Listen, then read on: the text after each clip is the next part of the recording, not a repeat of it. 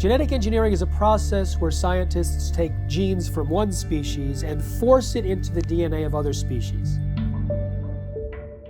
Every single independent study conducted on the impact of genetically modified food shows that it damages organs, it causes infertility, it causes immune system failure, it causes holes in the GI tract, it causes multiple organ system failure. The whole concept of genetically modified organisms is throwing a monkey wrench in the life on this planet.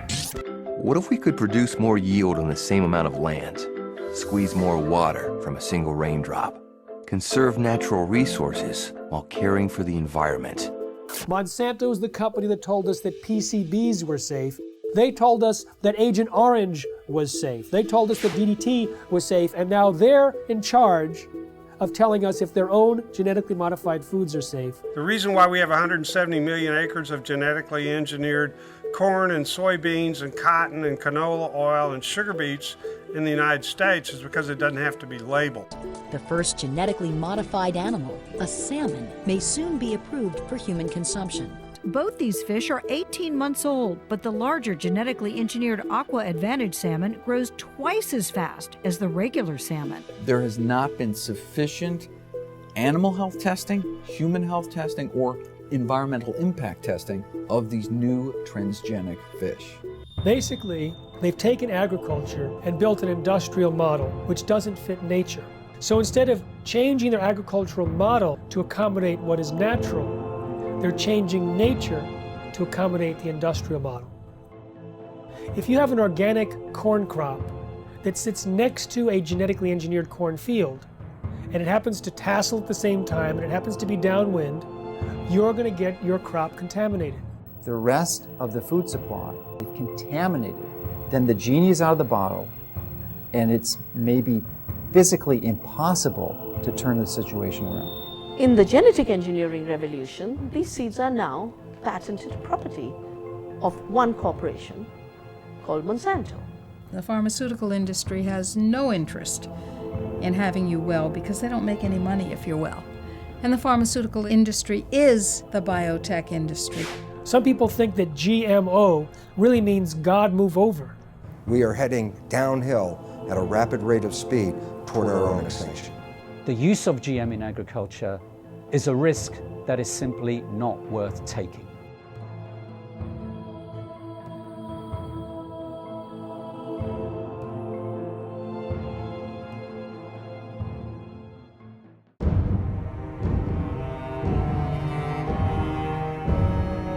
Any scientist that looks into the research or the lack of research on the safety of genetically engineered food comes to the conclusion that these foods should not be on the market. They need another decade or two of research. Monsanto is the company that told us that PCBs were safe. They were convicted of actually poisoning people in their town next to the PCB factory and fined $700 million. They told us that Agent Orange was safe. They told us that DDT was safe, and now they're in charge of telling us if their own genetically modified foods are safe.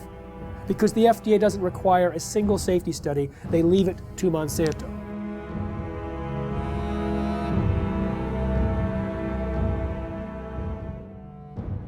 I know Monsanto, as one of the officials of the organization said, we're here to make money. And that's not just Monsanto, that's a lot of food industries. Their job is to make money for the investor. Unfortunately, that becomes the highest priority thought in their minds. Make money, make money, make money. They're not actually making products to make health, they're making money. And so they tend to overlook the health consequences. I think that is a ridiculous sort of approach to the problem. There should be some responsibility being assumed by the producer that when they're producing food, they have a reasonably good assurance that it's a good quality product. That should be the highest priority thing. And then if they can make money with that, fine and dandy. But unfortunately, it's usually the other way around. People in this sort of business are looking for opportunities to make money first priority. And then in this case, maybe letting somebody else worry about the health consequences, maybe even the public. And I think we have it upside down. That is simply upside down. Why did the FDA abdicate their responsibility to protect us? The White House had instructed the FDA to promote biotechnology under the first Bush administration. And so the FDA created a new position for Michael Taylor, Monsanto's former attorney. So Michael Taylor was in charge of policy at the FDA when this GMO policy was created, and then he became Monsanto's vice president, and under the Obama administration was put back in the FDA as the U.S. food safety czar.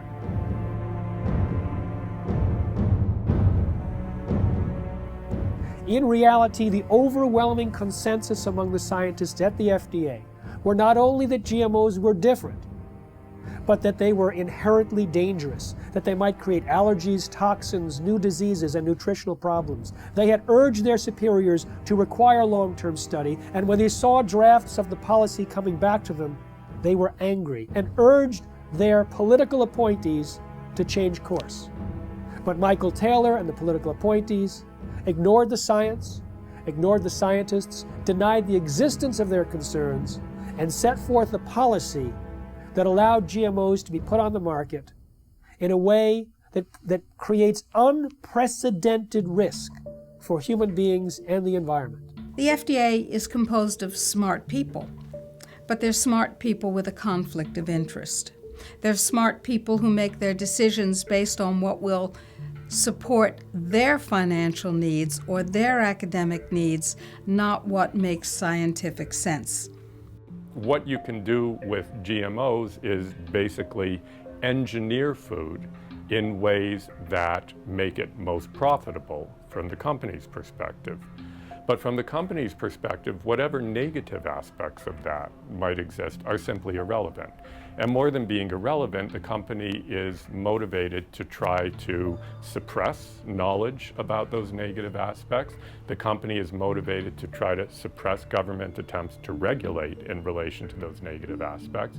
The company is motivated to try to infiltrate government and lobby government. I mean, when you look at the Clinton administration, Bush Sr., Bush Jr., and Obama, you look at various high-ranking positions in the administrations of all of those presidents, you find people who have worked for Monsanto. Most people don't realize that Monsanto has been around for about a century. They've acquired lots of resources, and they are very clever and sophisticated. They know how the game works. They understand lobbying. They understand bribery. They have been effective at essentially stacking the political structure, the federal regulatory agencies in their favor, to the point that it's almost physically impossible to pass any type of federal regulations or legislation, because the people who make those choices have been in the revolving door of Monsanto. They either previously worked for them or they're paid consultants for them. The governments now, wherever they are dependent on corporations. Who are these governments? Who are these companies? Corporations. Telling people what to do, what to eat, what to feed their children. We are people, we're the children of God. We have constitutions, we have our constitutional rights to eat and feed our families that nature produces. They say, no, we don't have that right. In fact, we're going to force that on you. It's the FDA and the USDA who helped lead the charge for these new food safety bills. There's nothing in those bills to protect you. It's there to protect the genetic engineering industry. And unfortunately, if we don't stop this, you won't see organic farmers. The laws in the bills currently are so strict, so arbitrary, that if you are a small organic farmer, you can't meet their requirements for safety. As a result, you'll go out of business. Not a single human being on earth gets up and says, boy, I can't wait to go to the supermarket and buy a GMO food. And why is that? That's because after 30 years and hundreds of billions of dollars of public and private investment, they haven't been able to come up with one thing in this food that actually helps the consumer. No better taste, no lower price, no more nutrition, nothing, zip, zero, nada. 85% of all the genetically engineered crops in this country and around the world are designed so you can soak them with weed killers, toxic herbicides. And who are the big companies that do this? Come on, you know who they are. Monsanto, anybody, what? Who else? DuPont, Dow Chemical, Syngenta, Bayer. What kind of companies are these? Chemical companies. As the chemical seed package has spread, and now with genetically engineered seed that originally was free in India because it belonged to the farmers, or was low cost because it was released from the public sector universities that did seed breeding. In the genetic engineering revolution, these seeds are now patented property of one corporation called Monsanto. They take genetic material, either DNA or RNA, and insert it using very sophisticated techniques and create an artificial life form, a transgenic species that is impossible to reproduce in nature because the reproductive organs don't match. And as a result, once this form is created, here's the danger. It can cross-pollinate, it can contaminate the traditional crops. Percy Schmeiser was a farmer in Canada who was contaminated by Monsanto's genetically modified seed. Well, he realized he'd been contaminated because he used some of this herbicide to kill off weeds around utility poles on his property. When he saw some of the seed did not die from the application of glyphosate, he knew it must be genetically modified. Well, he didn't do anything to purge his property of that contaminated seed. It would actually take 3 years of taking your crops out of use before you could completely purge them of the genetically modified seed. He decided he didn't want to do that because that would be costly. So he saved his seed for planting the following year, and Monsanto said, well, you now knew that you had genetically modified seed. You saved it for planting a second year. That's infringement. They sued him for patent infringement. It went all the way up to the Canadian Supreme Court, and although they found that technically he did infringe their patent, they awarded Monsanto no damages. Both in Canada and the United States, hundreds of farmers have been totally bankrupt, lost their farms and so on through lawsuits by Monsanto. So there's a real fear. Now we call it the new fear, a fear culture amongst farmers, where a corporation now, through the rights of patents on a gene, have which is inserted into a seed to make it resistant to a chemical or whatever, is that they lose their rights to use their own seeds or plants. So it's total control eventually that farmers have to go back to a corporation like Monsanto each year to buy their seed because they're no longer allowed to use their own seeds. So as a victim, you basically have to pay for your lawsuit, your damages, and so on. So farmers become victims and they have done nothing wrong because they were contaminated by a neighbor, by whatever means, by pollen flow, by seeds blown in the wind, transportation, and so on. So it doesn't matter how it happens. If you are contaminated, it's over and it's over. It's inevitable that someone who does not want to use their seed will become contaminated. Even the United States National Organic Program standards acknowledge this when they say you won't lose your organic certification if you're contaminated up to a certain percentage, as long as you take efforts to try to avoid that contamination. Monsanto has said that it's the responsibility of an organic farmer to use large portions of their own property to set up buffer zones to try to decrease the likelihood that they'll be contaminated by their neighbors. But that's quite perverse when it's their seed that's the new entrant into the neighborhood. In the mid-90s, the UK government gave about $3 million to a scientist to figure out how to test for the safety of GMOs. That scientist was Dr. Arpad Pusztai, the world's leading expert in his field. He worked at the top nutritional research laboratory in the UK, one of the best in the world.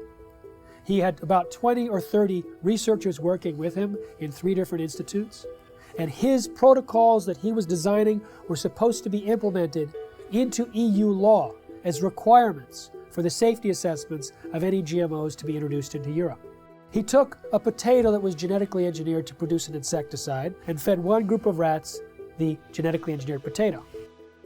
He fed another group of rats natural potatoes, and a third group of rats natural potatoes, plus their meal was spiked with the same insecticide that the GM potato was engineered to produce.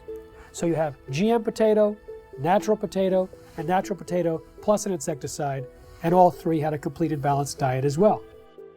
We measured all sorts of things, growth, for example, how these young animals were growing, what happened to their inside, and what happened to their immune system. And it became clear that the GM had a slower growth.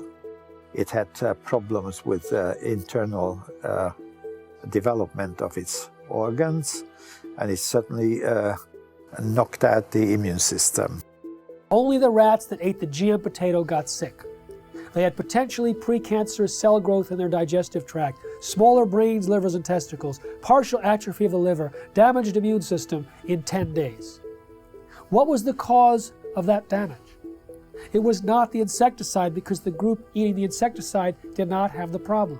It was understood that it was the process of genetic engineering itself and the unpredicted side effects that caused this profound damage to every system and organ studied.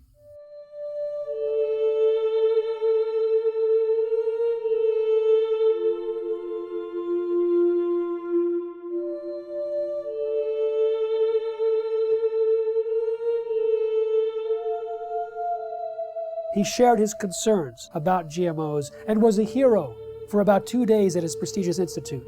The press was going wild. Here was a main scientist who was saying that we should not treat the people as guinea pigs, and that he personally wouldn't eat GMOs from what he understood.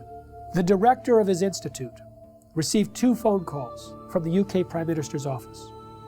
The next day, Dr. Arpad Pustai was fired from his job after 35 years, silenced with threats of a lawsuit.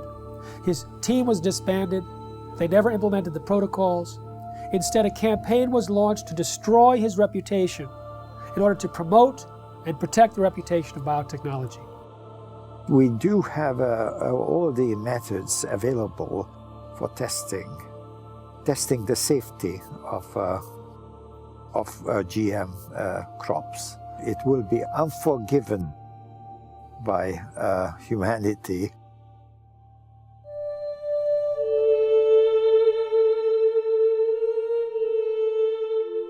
Monsanto scientists found bacteria growing in a chemical waste dump near their factory in the presence of Roundup herbicide.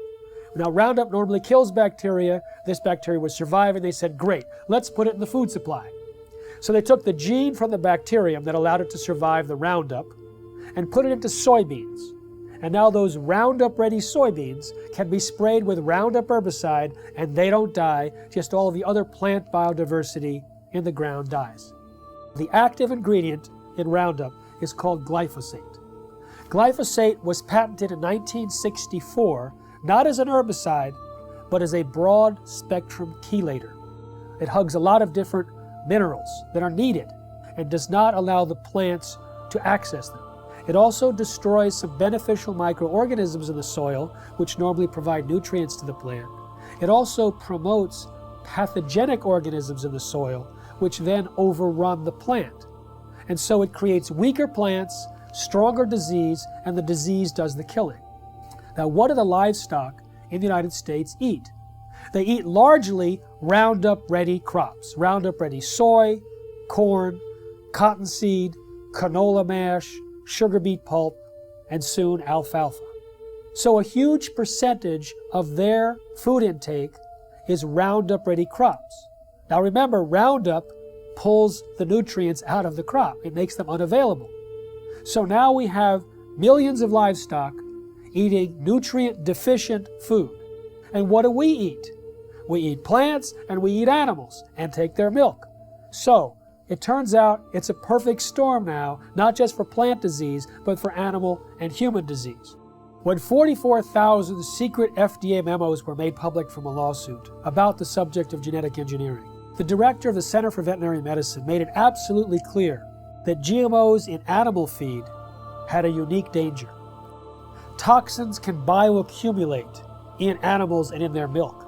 And so if there were toxins in genetically modified feed, then we might have higher levels of those toxins in the animals that eat the feed or in their milk or other products from those animals. All our food, 90% of Canadian crops, American crops now are produced by genetic modification, or at least they're contaminated with genetically modified corn, genetically modified soybean, genetically modified everything. 95% of all the genetic modifications are done in order to allow the plants to survive more chemicals being sprayed on them and to allow the animals to survive more drugs being put into them. And of course, what happens is that when their genes are changed, our genes are changed by consuming them, just as the superweeds and the superbugs are genetically altered by consuming them. The bug eats the plant, its genes change. The animal eats the plant, its genes change. We eat the animal or the plant, our genes change. Our babies' genes change, and the change is permanent. They do not want you to know which products you're buying in the grocery store might contain genetically engineered ingredients. They say that label would confuse consumers. And they say there's no difference between genetically modified foods and non-GMO foods. Well, that's absurd. That's what the word modified means in genetically modified. It is modified, it is different, and it is, in many ways, a threat to the health of the people of our nation and people around the world. Genetic engineering is a process where scientists take genes from one species and force it into the DNA of other species. Even though there's been very little study on the health dangers, there's been sufficient evidence of harm to cause the American Academy of Environmental Medicine to say all doctors should prescribe non-GMO diets to everyone. They say that the animal feeding studies link GMOs to reproductive problems, immune system problems, accelerated aging, organ damage, gastrointestinal distress, dysfunctional regulation of cholesterol and insulin, to name a few. If you take the gene of a cow that helps it to produce milk, that produces a hormone called the bovine growth hormone, and if you take that hormone and you start injecting into the cow, the idea here is then the cow will produce more milk. The companies like Monsanto and Eli Lilly, who invented this hormone independently, and they said there's nothing wrong in doing that because it's substantially the same hormone that the cow produces. That is wrong. Because even if you take natural bovine growth hormone and you give injections of it to cows, then the cows will get sick. Just like if you took human insulin and you started to inject human insulin back to people, they will get insulin shock, they could die. But the cow receiving this hormone will actually be sick. It'll have pus in its milk because it's producing too much milk. The teat canal of the cows will get infected, will have to be treated with antibiotics. When the Canadians were evaluating bovine growth hormone, the senior scientists there testified before the Senate that Monsanto had offered them a bribe of $1 to $2 million to approve RBGH without further study. They say documents were stolen from a locked file cabinet in the government's office, that they were being pressured to approve the drug, which they thought was of questionable safety. What we have is rigged research, hijacked regulatory agencies where many people at the agency, at the FDA, that was approving this bovine growth hormone were from Monsanto. Monsanto's former attorney, 2 former researchers. In fact, Richard Burroughs, who was an independent veterinarian working at the FDA, he was fired. He was told he was slowing up the approval process. Well, he sued and was reinstated back at the FDA, but during the trial, his boss admitted that the whole thing was a setup to get him out. He was in the way of the approval of bovine growth hormone. In the U.S., there's evidence that articles have been published that scientists who do any research on that possibly could show negative results of genetically engineered crops are harassed. They are denied funds. The universities that depend on industry money are pressured to not allow this or to discourage this kind of research. Monsanto's own research shows that when rats were fed this BT corn, they had signs of toxicity in the liver and kidneys. When genetically modified soybeans were fed to rodents, we've seen changes in the testicles changing from pink to blue, changes in the sperm cells, changes in the uterus and ovaries, in the DNA functioning of the embryo offspring. In 2001, a small California biotech company called Epicite patented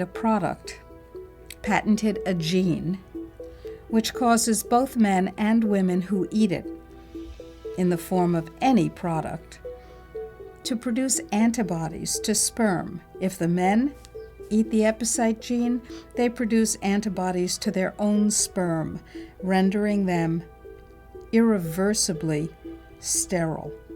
If women eat the Epicite gene, when they have intercourse, their bodies produce antibodies to the sperm that has been deposited, and they become infertile through the destruction of the sperm. Now, DuPont and Monsanto formed a joint venture, purchased the Epicite firm, and, quote, commercialized the Epicite gene. Do you want to know if the food that you're eating contains the Epicite gene? Sure you do. How about the food that your children are eating, or your grandchildren? Sure you do. We've seen smaller babies, a death rate that's 5 times that compared to controls. Sterile babies, even babies with hair growing in their mouths. And this has been done by government scientists as well as independent scientists who are at the top of their field. Pay close attention to what you're about to see. These rats have been fed with transgenic corn during their entire life cycle. The tumors they suffer from are enormous. The study that revealed the effect of the GMOs on the health of these rats has just been completed. It lasted for 2 years. We spent over a year trying to obtain transgenic corn because no GMO manufacturers were willing to provide them. This is because Monsanto requires contracts to be signed stipulating that the seeds must not be used for testing. We wanted our study to be independent. Every rat was dissected to identify the way each diet, GMO and Roundup on its own, had acted on the metabolism of each animal, focusing on the development rate of the tumors that only start to manifest themselves after the initial 3-month period. Each step up represents a large tumor, which can measure 17 millimeters by 17 millimeters. 94% of them take effect in the mammary glands, which would equate to breast cancer in a woman. We are faced with renal tumors for the males. Some males also suffer from mammary tumors. One could have thought that the main cause of death was coming from the pesticide added to the corn. But what the study highlighted, and this for the first time ever, is the fact that the transgenesis itself could have killed the rats. What this means is that just by interfering with the genome of the plant in order to modify it, we are faced with repercussions that no one could have anticipated. This is enough to make us reconsider all the scientific precepts that led to the creation of GMOs. We realized that GMOs without any Roundup residue were responsible for an increase in the death rate of females and of some males. This is the GMO that is being eaten by the Americans, but also the GMO that has been approved for importation by European agencies, and that contaminates our food. When they allow animals to graze on the cotton plants after harvest in India, for years and years there was no problem. When they introduced this Bt toxin-producing cotton, thousands of sheep died, buffalo died, goats died. I've interviewed the people myself, seen pictures of their dead animals. These animals were successfully grazing on non-Bt cotton plants for years. In one case, 13 buffalo grazed on Bt cotton plants for a single day, and within 3 days they were all dead. Unfortunately, there's not sufficient follow-up. One small non-governmental organization pleaded with the government in India, please do some research on these animals. The government refused. They pleaded with universities offering to pay for the research themselves. They refused. So this small NGO did their own research. They put 3 sheep in one field with Bt cotton Bollgard 1, 3 with Bollgard 2, and 3 with non-GM cotton. Within a month, all 6 sheep eating the Bt cotton plants died. But 3 eating the non-Bt cotton plants had no symptoms. But their research was dismissed because it wasn't a government agency or a university. So we have a situation where the evidence is there, but it's not being paid attention to because it's being drowned out by the big bucks and the biotech industry with their tobacco-type science and their distortion and denial of the facts. Unfortunately, Monsanto's lobbying power and their financial weight, they are able to use corrupted corporate science, something that I call cigarette science, to get these products slipped into our food stream. The only human feeding study ever published on GMOs showed that the gene that was inserted into the soybean transferred into the DNA of the bacteria living inside our intestines and continued to produce that protein. So if it happens to be an allergen and you're allergic to it, you may be continuously triggered over and over again by the production of that allergen from within inside your own intestines. When we look at the quality of the nutrients in our soil, we see that that has become actually a victim of industrial agriculture, which destroys the microorganisms in the soil and then puts in a few nutrients as if that were enough to provide a healthy diet. It turns out that the current industrial agricultural model was based on surplus military products after World War II. They had extra bomb-making material that worked as fertilizer, so they created the synthetic fertilizer industry. They had excess nerve gas that they could use as insecticides, so they created an insecticidal industry. And by steering the farmers and the land-grant universities and all the population towards these high-input, corporate-driven agricultural models, we actually stripped away some of the health and some of the nutrients that were vital and are vital to the health of the people and of the livestock. The plant's ability to absorb nutrients out of the soil is restricted with GMO seeds and plants. And that's why the nutritional value is going down. And that has become a very big concern. And there's a very big concern that many of our foods that we eat, nutritional value contents have to be rechecked because it has changed. It alters the structure of a plant when you put a GMO gene into a plant. So you no longer have the same type of plant and you've changed the makeup. Monsanto is the only company I know of that doesn't want you to know you're buying something that has their technology inside it. You know, cell phones, computers, automobiles, everything else we purchase, clothing, is branded because everyone wants to know, they want consumers to know that their product is inside whatever you're purchasing. But Monsanto wants that to be a secret. If you go and purchase any of their bags of seed and you look at the back, there's a big, huge box with a big stop sign. And when I first saw this, I thought that meant stop, this seed is dangerous. Don't swallow it, wash your hands after you've touched it. No, all those health warnings are lower down the bag in smaller font. If you look in the box where the stop sign is, it actually says stop. These seeds are protected by the following patents. Your use of these seeds must be in compliance with the license agreement. You may not save the seeds for replanting, blah, blah, blah, blah, blah. So they object to labeling of food that consumers buy, but they have no problem with labeling their own product with all of their patent numbers. So there's some things that they want the public to know and other things that they don't. Traditionally, the proponents of genetic engineering have stated that there's relatively no risk or essentially no difference between genetically engineered plants and products and conventionally raised products. Well, new studies dispute this quite widely. There was a study done last year in the Journal of Reproductive Toxicology that showed that over 93% of genetically engineered toxins were found in the blood of pregnant women and 80% in the fetuses. So this potent crop toxin is being transferred into the population. Genetically modified soybeans has as much as 7 times the amount of a known allergen compared to non-GM when the two are cooked.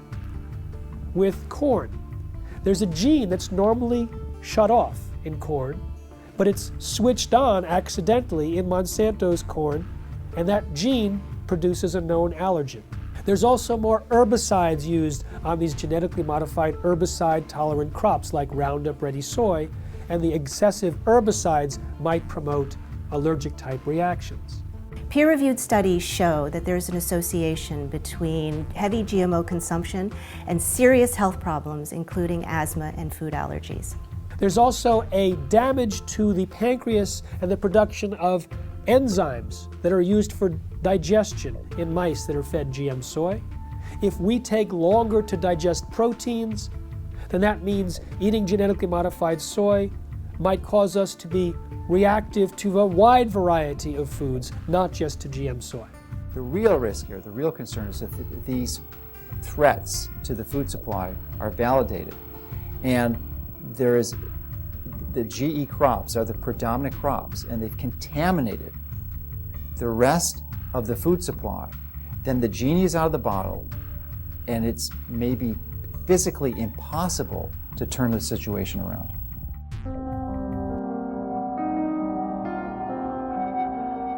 There has been no long-term research on the concept or consequences of what this genetic modification does, not just to us, but to the environment. And right now, from all the research that's showing up, it says this has a very negative and profound effect on destroying the environment in which we live. So therefore, I find it senseless that the government would support and condone genetically modified foods without even having the basic research to understand the liabilities involved in creating these monster organisms and putting them into our world. The conversation in Europe and in countries in South America and in Asia is much more sophisticated in terms of its understanding of science, the importance of independent peer-reviewed science that isn't contaminated or corrupted by corporate influence. Here in the United States, you know, the birthplace, the bedrock of the free market system and democracy, we are having our rights corrupted by corporate influence.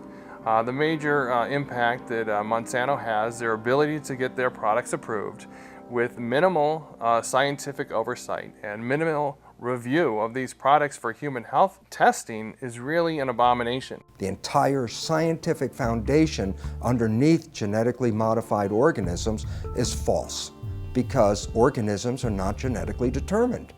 And when we understand that, we recognize that the only way to create crops that will benefit humanity is to understand nature herself and learn to live in harmony with it. And this is a completely different approach than humans have had for the last couple hundred years, where we always thought, oh, humans' job was to control and dominate nature. In that process, we are now leading the world into the 6th mass extinction of life on this planet. 5 times in the history of this planet, life essentially got wiped out and started all over again. The 5 previous mass extinctions are attributed to things like comets or asteroids hitting the Earth and destroying the environment. We are now deep into the 6th mass extinction of life on this planet. We are losing species of organisms faster than even in the previous 5 mass extinctions. But the source of the problem is much closer to home than a comet or an asteroid. Science has recognized that it's human behavior that is undermining the web of life. Rather than trying to control nature, our mission is actually how to learn to live in harmony with nature. The FDA, which treats the American people as slaves, knows that if people knew the truth about how healing their foods can be and how dangerous the processed foods really are with all their chemical contaminants and their genetic modification, if people knew the truth, they would demand food freedom. They would demand access to healing herbal therapies and healing dietary supplements. They would demand that the FDA back down from its intimidation campaigns that have been leveled against producers of dietary supplements and herbal remedies and raw dairy products and so on. The people would demand that if they knew, and that is why they are kept ignorant under this campaign of disinformation currently being waged by the FDA. I've been vigorous in my opposition of these strategies that these large corporations use to use their influence for their benefit. And as a result of my positions, I'm frequently criticized by their own local networks, the skeptic networks and such.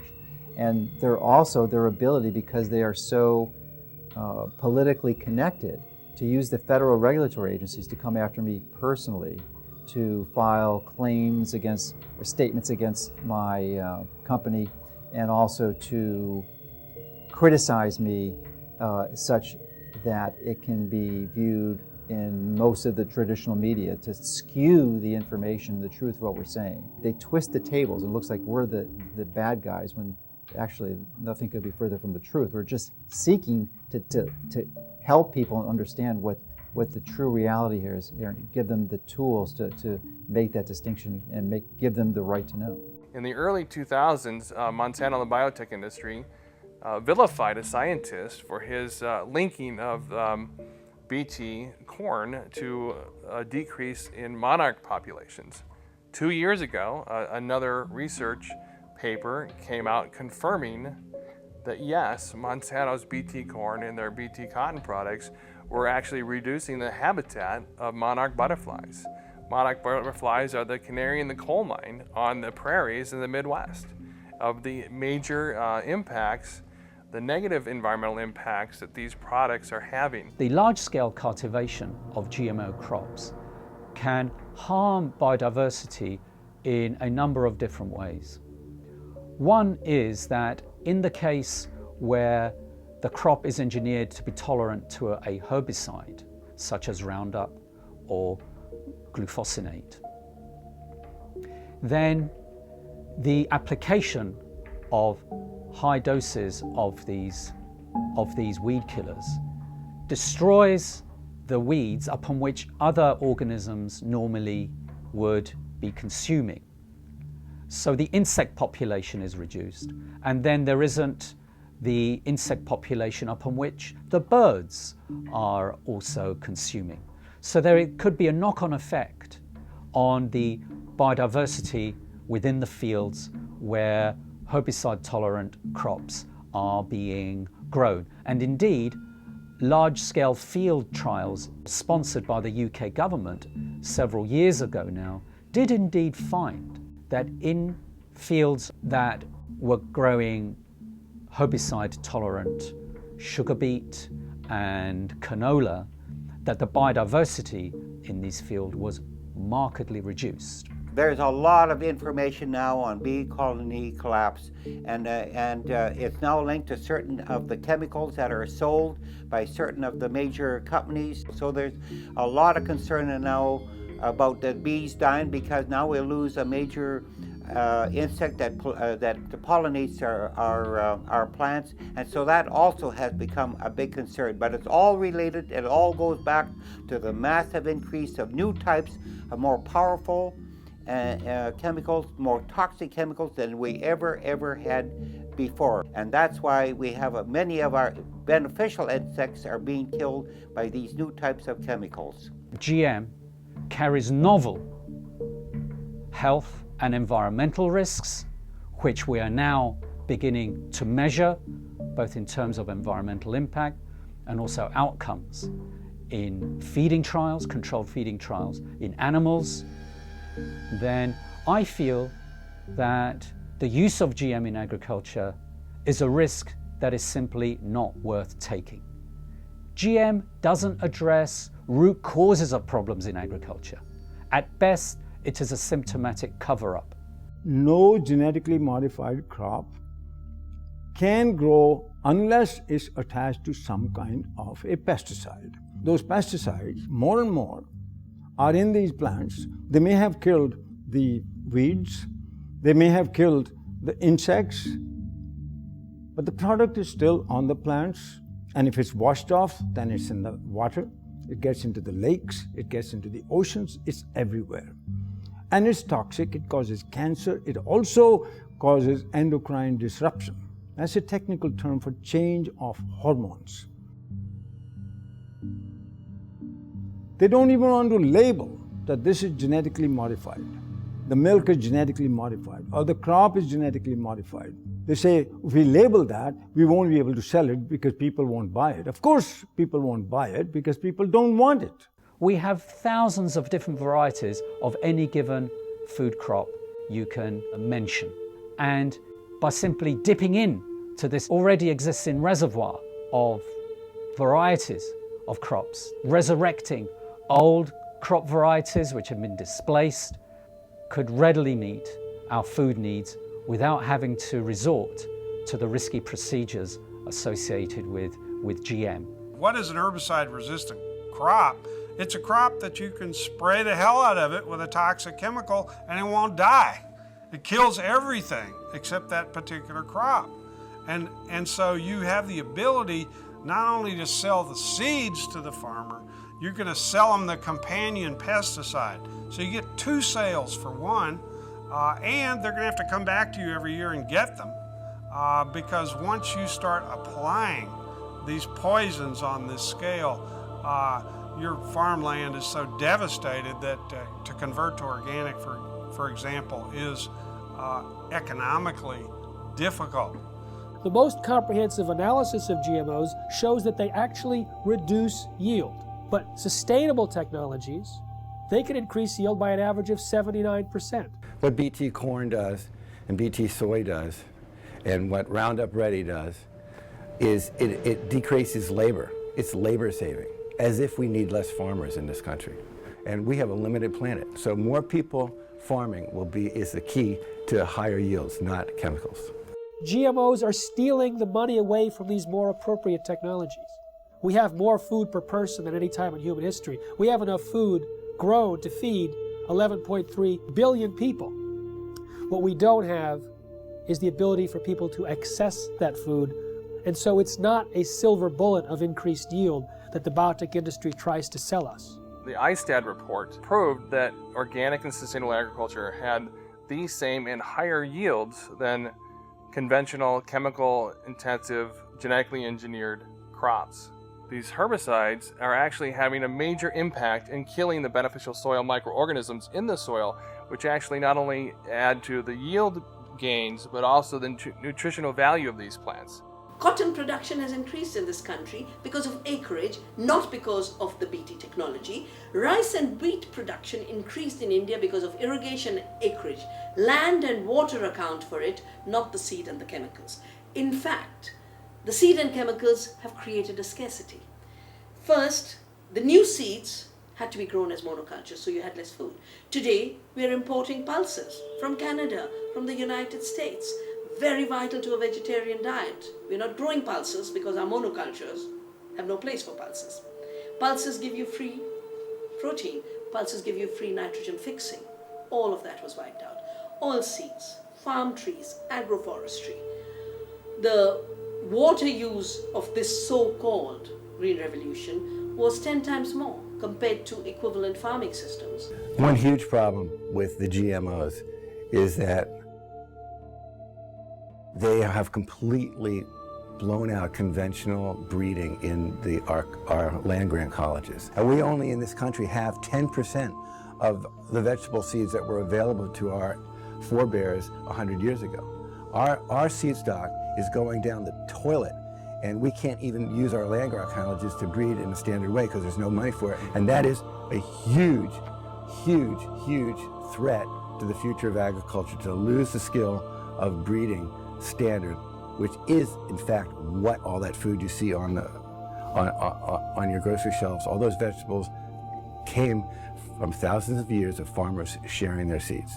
As a result of the loss of beneficial soil microorganisms, not only have the yields gone down, but there's been a dramatic increase in the rise of crop diseases, which are infecting corn and soybeans in the U.S. We're sacrificing, our soil just because it's an easier way to farm. And trying to convince ourselves it's more economical, but it's not. I'm seeing neighbors' fields who've been doing this stuff for 15 plus years. They can't get rid of a lot of weeds now. These weeds are getting resistant to the glyphosate herbicide, so farmers are upping rates, more herbicide. But then all of a sudden that's not doing it anymore, so you have to switch herbicides. So now the soil is just more and more and more full of poison. So there's going to be more sickness in that field. It's going to be more susceptible to diseases, insects. It won't make it through drought periods as long. The same crops side by side, right across from each other. The natural plants are going to make more over time. And you have a soil that you continue to poison, nature's going to win.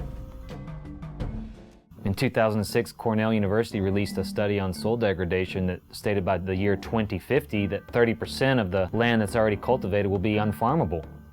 Now, the thing about Roundup and glyphosate is that it stays in the soil for months or years.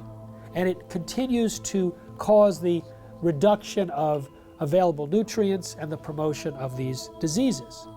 And so people like Dr. Don Huber from Purdue University, have identified more than 40 plant diseases that are on the rise in the U.S. because of the overuse of Roundup and other glyphosate-based herbicides.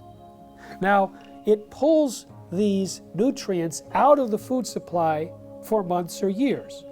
According to Reuters, in 2007, there was about 184 million pounds of glyphosate herbicide used in the United States. Now that's one of many, many years, hundreds of millions of pounds, which means hundreds of millions of pounds of nutrients have been tied up and taken out of the food supply. When we have a company like Monsanto that says, I don't care what nature says, I'll create the crops that I want, and we look at what happens, we see another step, another process in our own demise. This is a very powerful enemy, a classic David versus Goliath challenge. And there's the only way we have any approach, any possibility of ever winning this thing is if we work together as a cohesive group.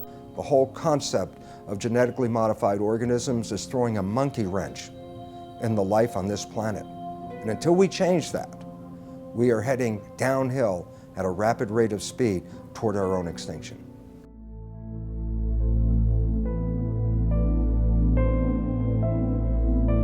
Genetically modified organisms are living beings where genetics or DNA of one species is taken out and transported artificially into another organism, and in other words, some sort of genetic manipulation, genetic engineering has occurred. Nature, God if you like, does not permit that. You cannot take the gene of a bacteria and put it into a pig or a people or anything like that, or vice versa. They've put spider genes into goats in the hopes that they can milk the goat to get spiderweb protein to make bulletproof vests. They've put cow genes into pigs and made cowhides on those pigs. They had what was called an enviropig, a pig that would have manure that was less toxic. They can create these featherless chickens to kind of better live in these tight battery cages, these small barren wire enclosures extending down long rows and often windowless sheds. It can be 1 million birds in a single shed. How do you do that? Well, without them overheating, where you have this mass ventilation fans. But another way, you just take off their feathers. There's a genetically modified salmon that was created by Canadian researchers that was tested up in Canada. They put these frankenfish into tanks and they fed them sufficient food and there was no problem. When they reduced the amount of food, the frankenfish freaked. They started killing and eating their neighbors. So what happens if the FDA approves these frankenfish and let's say they escape into the ocean? I don't know what's worse, the extinction of natural salmon or the roving of these frankenfish going around and killing and attacking other species and changing the whole ecosystem balance. They both have a mating advantage because they're larger, but they have a survival disadvantage. And it's that combination that should a male transgenic fish escape into the wild cause the rapid collapse and extinction of both transgenic and wild fish in as little as 50 generations. Scientists take genes from one species and force it into the DNA of other species. Now the process itself creates massive collateral damage in the plant or animal, but they don't test for those changes and the side effects before they introduce, say, the crop into our food supply. DNA is the inherited material of life, and it is where genes are structured. So we inherit half of our DNA from our mothers and half of our DNA from our fathers. And within the DNA are the genes that encode for all the structures of the body. So the DNA is like a blueprint. Just like an architect has a blueprint for a building, the DNA is the blueprint for all the structures of the body. So when a gene is switched on to function, the information within that gene is being used to manufacture a protein. And that protein is then builds the structure of the body. And then proteins in the form of enzymes carry out all of the chemical reactions of the body that constitute the living organism. When the GM gene is introduced into the plant, the genetic engineer has no control over where the GM gene integrates or splices into the DNA of the plant. And the effect of this is that the GM transformation process as a whole actually is very disruptive on the DNA structure and function of the organism. As a result, very unpredictable and potentially hazardous outcomes. Because if you disturb the balance of gene function, remember the gene function is controlling the structure and the biochemistry of the organism. If you disrupt the balance of gene function, you disrupt the biochemistry. And if you disrupt the biochemistry, you run the risks of creating novel toxins, novel allergies, as well as a disturbance to nutritional value. These types of outcomes resulting from the disruptive effect of the GM transformation process have been observed, are observable, and they're genuine. With our understanding of epigenetics, the new science of how environmental signals control our genes, we're introduced into the chemistry of where do the signals come from that select the genes and modify our genetic activity. Well, we used to say everything was due to the genes, but now we find there's a class of molecules called microRNA. They're very small RNA molecules, and they're found in all the cells.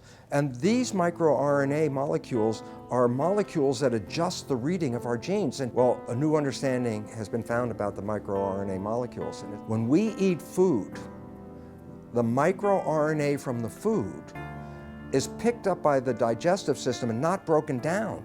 The microRNA is taken into our own body intact. And now what they followed is the microRNA from food ends up in our own cells, like in our liver and other cells in our body. And these microRNAs still have the same function. They change our genetics and they change our readout of our genome. And the significance is profound. It says when you eat genetically modified foods, we are eating a new class of microRNAs that have never really been in the world before. And yet, these microRNAs are picked up by our biology and adjust our own genetics. So, in a sense, the old story, we are what we eat, actually now has a biochemical foundation. And then all of a sudden it says, if that's true, then why would you risk your life eating a genetically modified food containing microRNAs that can totally distort our own biology and cause great problems in our lives? The process of genetic modification is a completely irreversible process. Once it has been carried out, it affects the reproductive cells of the organism. So any effect you have, for good or for bad, is then passed down through the subsequent generations of that particular organism. And that's true for plants and animals. Indeed, for any genetically modified organism. And this now has to be understood because when we eat genetically modified foods, not only does it affect our own cells like that, but we also know that the bacteria in our gut that are required for our survival, we need these bacteria. The bacteria also pick up the genetic engineered genes. And we modified the gut bacteria. And you say, well, why is that relevant? Well, not only do we need the gut bacteria for our survival, but the gut bacteria change our genetics. Information from the bacteria is picked up by the digestive cells and adjusts the digestive system cells to be compatible with the bacteria in our gut. There is a dialogue and a communication. If you alter the genetics of the gut bacteria, by definition, you've completely altered the development and genetics of our own cells. Way back in the 70s, they developed this grand vision of being able to splice in high yield and drought resistance and all sorts of, pest resistance, and they dreamt of patenting those genes and having proprietary ownership of these genes. And during the 80s, that indeed came about from a number of court decisions. They believed they could make billions of dollars from these proprietary gene transfers to make food do certain things or crops do certain things. When the evidence came out that there were fundamental flaws in the genetics, they just did not want to know. They didn't want to do the research into these issues of food safety. and they went ahead with their development, yet they weren't doing the basic research. You see, GMOs are the product of an infant science. And now we are feeding that product to the entire population. And it's known to create unpredicted side effects. And no one is testing to see if the rise in all these diseases since GMOs were introduced in the mid-90s is caused or promoted by these GMOs. If Monsanto's patent on a gene, if that patented gene gets into any, and I'll use the term, higher life form. So what does that mean? Birds, bees, animals? And the question I have to ask, what about human life? If Monsanto's patent gene gets into you, gets into me, does that say they own me? Do they own you? These are all questions that that the courts and our governments will have to address.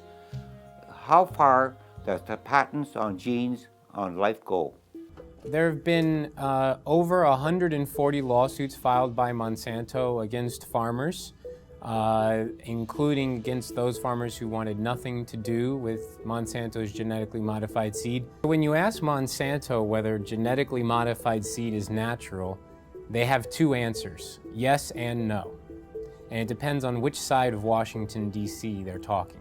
If they're at the FDA or the USDA, they say genetically modified seed is absolutely no different than natural food. It doesn't need to be tested, doesn't need to be labeled. The public doesn't need to know if their food's been genetically modified because it's no different. Then when they're on the other side of Washington, D.C. at the patent office, and the patent office is saying, well, you don't deserve a patent because your seed is no different than natural food. They say, oh no, it's not. It's completely different. We've invented something brand new. It's radically different and it's so inventive we deserve not just one patent, we deserve entire portfolios of dozens and dozens of patents. Because the United States was the only country in the world, still is, that allowed genetically modified organisms or any organisms to be patented. Up until then, living organisms or their products could not be patented. So the patent for insulin, genetically modified insulin produced in the E. coli bacteria, was given to Eli Lilly. Monsanto got it for RBGH, the bovine growth hormone.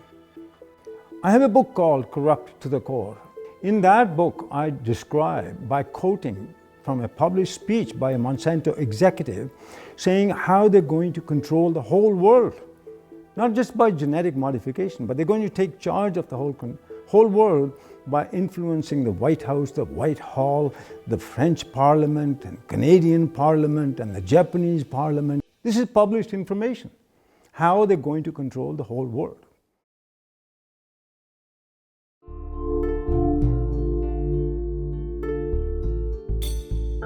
American people are beginning to become more aware and wake up to the fact that their government has been corrupted by corporations and the food that they're feeding themselves has possibly serious human health risks. In the European Union, where labeling is required, there's almost no genetically engineered food on store shelves and restaurants. There's almost none of it planted. Today, more than 50 countries around the world allow labeling of genetically engineered foods.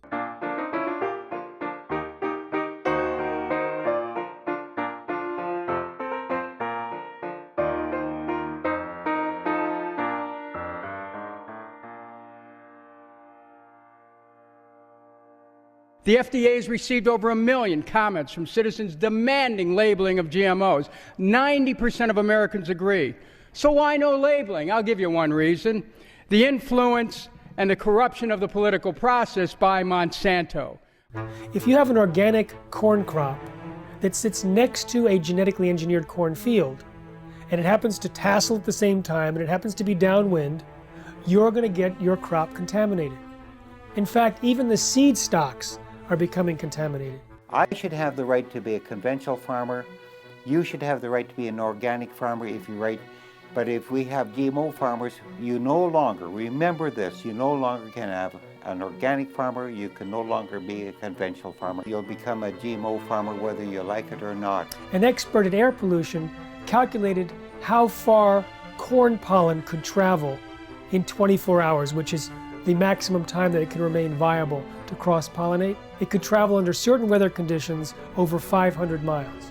They want the public to sit down and not think about what happened before this piece of meat got on my plate.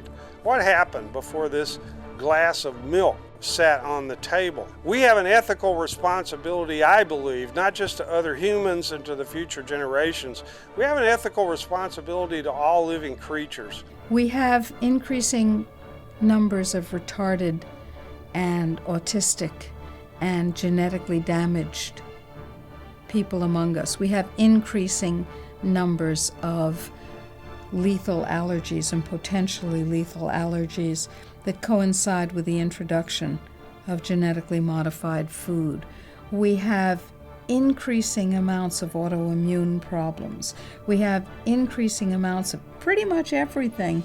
The pharmaceutical industry has no interest in having you well because they don't make any money if you're well.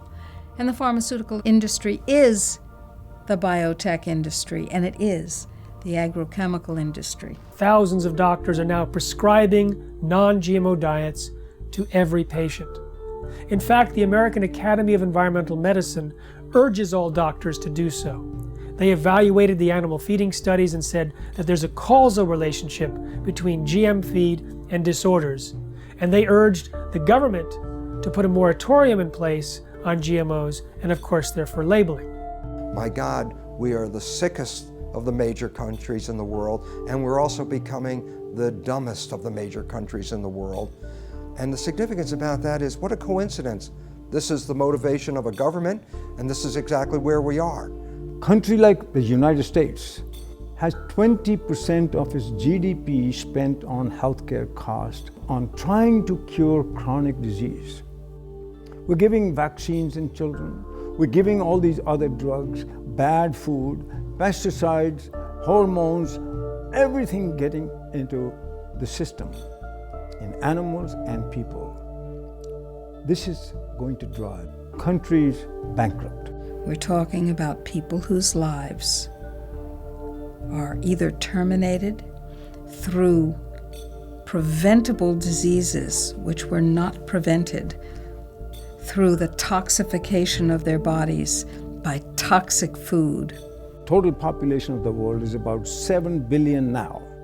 They're saying by 2050, the population will grow to approximately 9 billion.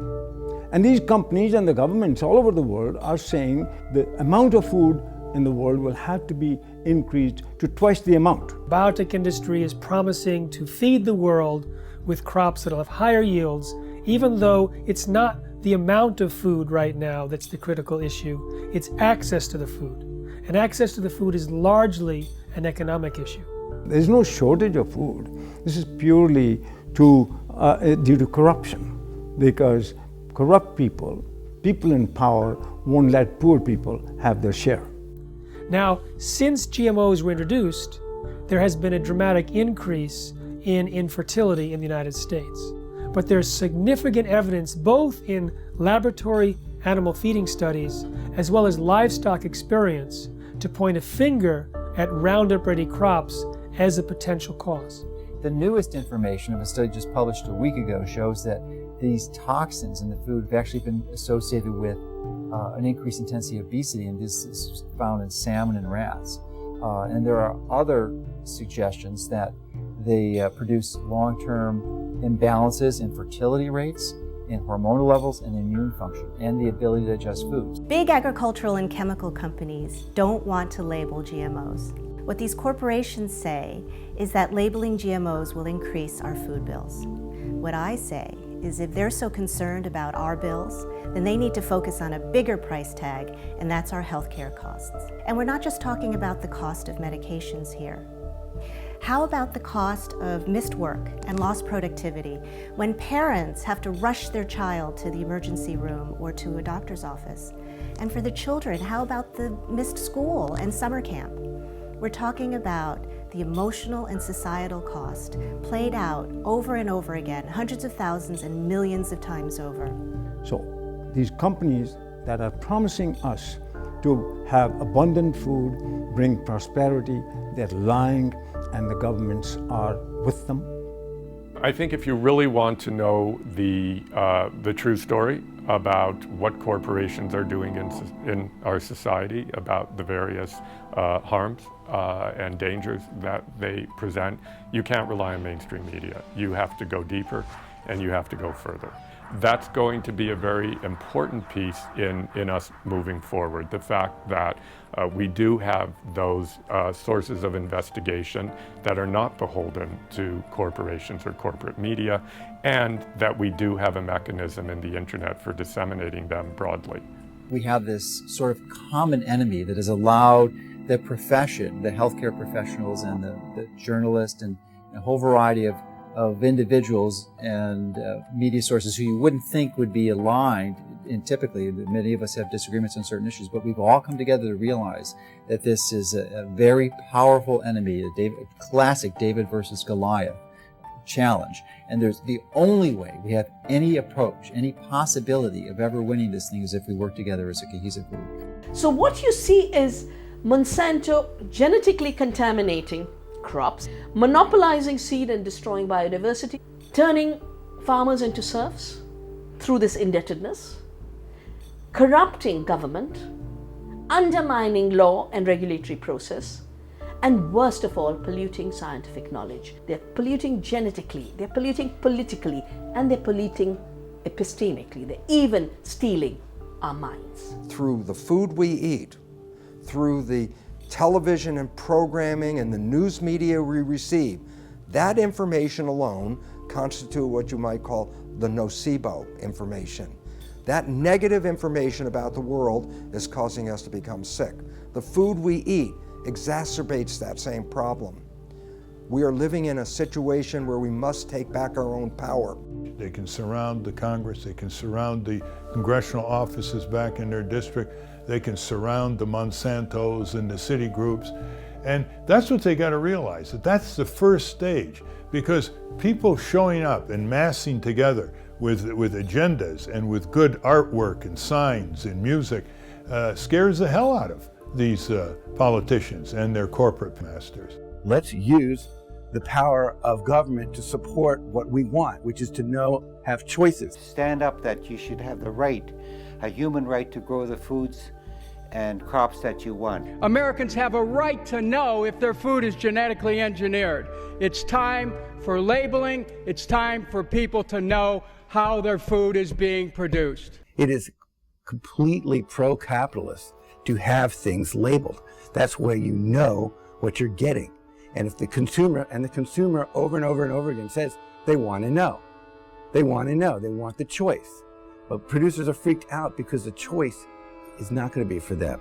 We have to start now and not let more contamination exist and more danger to human health and the environment to the massive use of chemicals. So by stopping GMOs and eradicating GMOs, you'd also then stop less chemical use and more danger to the environment. And all of us are very concerned about human health and the environment. What's going to get your children through this and your grandchildren's generation? What are we handing off to them? What are we passing down to them? If the earth is us and it's our greatest legacy, what are they inheriting? And if you care about what you put in your body, you'll create as much of your own food supply as you can while you still can. Save seed, grow heirloom foods without any chemicals. I mean, there's dozens, if not hundreds of methods and ways that we can go about correcting this and preventing this, but we have to start making those changes now.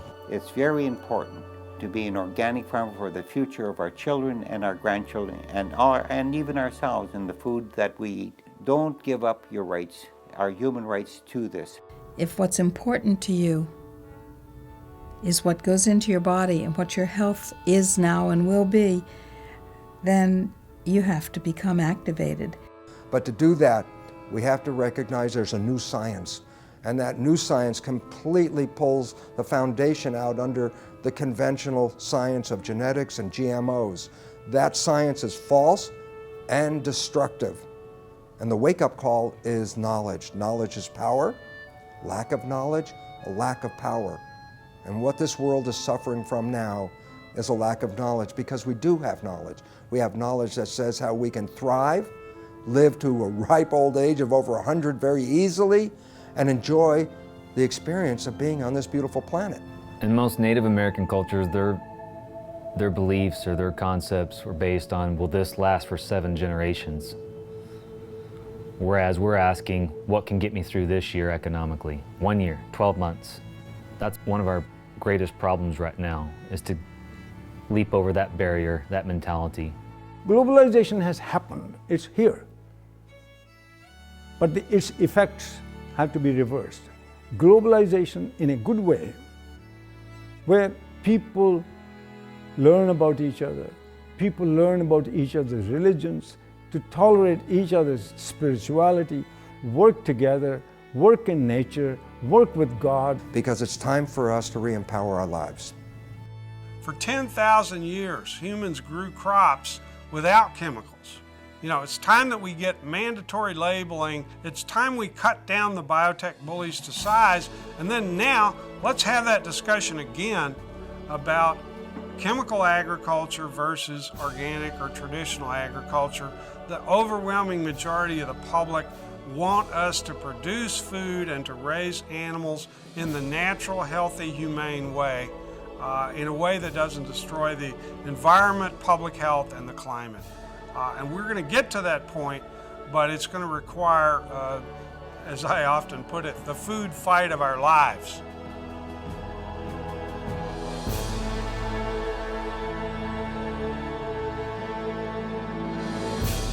I'm looking at the food that's in the grocery store. They say it's safe, everybody eat more. On second thought, I don't really know if it's made with those GMOs. So I'm looking for the non-GMO label. Before I bring it home, I put it on the table. I wanna know if it's verified, so I don't harm myself with genetically modified.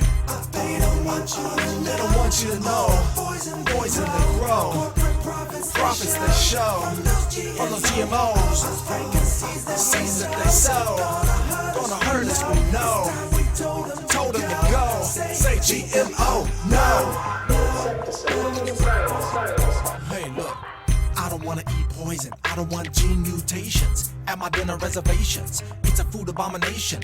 What they're doing to this fast food nation. They take artificial gene combinations, inject them in seed variations so they can grow their frankenfood imitations while the side effects cause medical patients. Keep the profits alive while they're spraying on the food with name brand herbicides. And all the while they're spreading their lies. Monsanto destroy a farmer's lives. And the FDA just keeps it all going, saying it's safe even though they all know it's just poison, stealing away your life. And that's what you eat, genetically modified. They don't want you to know.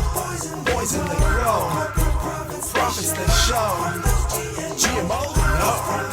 Seeds that they sow. Gonna hurt us, we know. Told them to go. Say GMO, no. FDA scientists said that GMOs might create allergies, toxins, new diseases, and nutritional problems. Allergies, toxins, toxins. And they said, no testing necessary. No testing necessary.